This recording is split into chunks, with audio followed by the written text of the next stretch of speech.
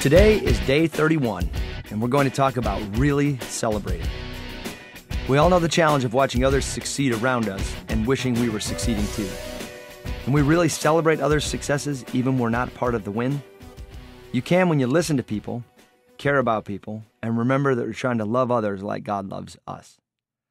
When I was a sophomore in high school, I was in biology class and we were studying genetics. I simply do not understand this section of the class. I didn't understand it. I still don't understand it. And I was having a very difficult time figuring out how many red-winged fruit flies would result from a dominant parent with red wings and a dominant parent with blue wings. If you've ever taken biology, you will be able to appreciate right now the confusion that I was having and still have when it comes to figuring out the genetic makeup of fruit flies. So we're taking this genetics class, and a test was coming up. On the day of the test, I tried my best, but I got a 54 on the exam. Yikes. My parents are both teachers. I knew they were not going to be pleased with the 54. My twin brother was also in this class, so I wondered how he did on the test. I was thinking he might provide some cover for me if he didn't do well either. We could kind of go to my parents together, explain that maybe the test was flawed or the teacher didn't know what he was doing. I was thinking this would be a good way for me to not get in so much trouble for getting a 54. As it turned out, my twin brother got 104 on the test. He even found a pair of fruit flies that the teacher had not accounted for. This was a perfect chance for me to celebrate his win, really celebrate with him. After all, he got more points on the test than were actually possible.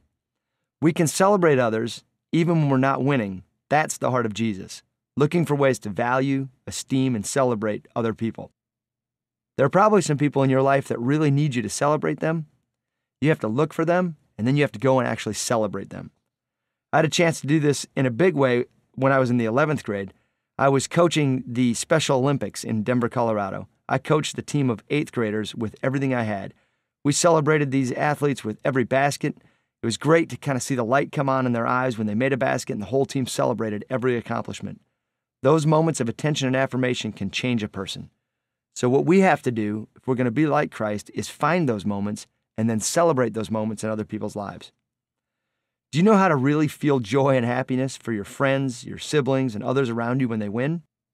How about when they have a great success or a great thing happens in their life? Do you know how to celebrate them and not be envious? Press pause and again get focused on what we're going to cover here today. Ask God to whisper into your heart as you go through this devotional.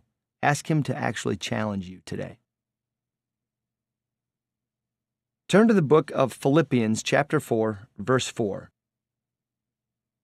It says, "Rejoice in the Lord always. Again, I say rejoice."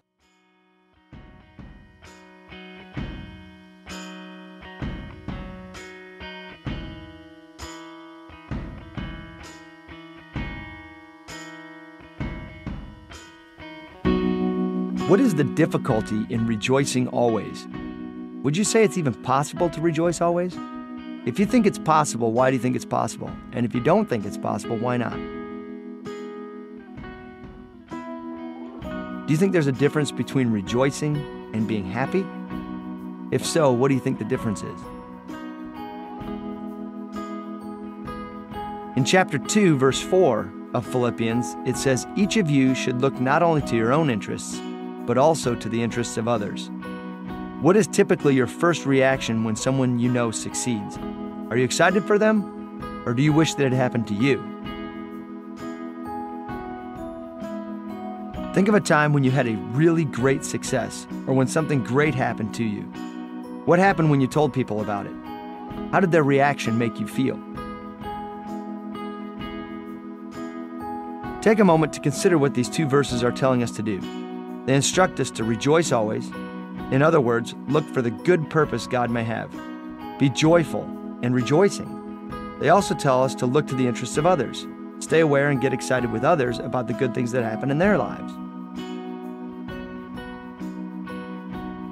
Describe a time when you rejoiced in something you saw God do in your life or in someone else's life. What is your reaction going to be the next time a friend comes and shares with you their really great news? They may come and share with you they got a car for their birthday. It might make you think about the car you did not get for your birthday. This is a chance for you to celebrate with them. Or maybe they won a prize or a contest, or they got an A on the biology exam, or they had some other great success in their life. Sometimes we start to think about how we would like good things to happen to us rather than really celebrating wins for our friends. Clearly, we're challenged in Philippians to get excited for them and to watch out for their interests. Hey, one last thing.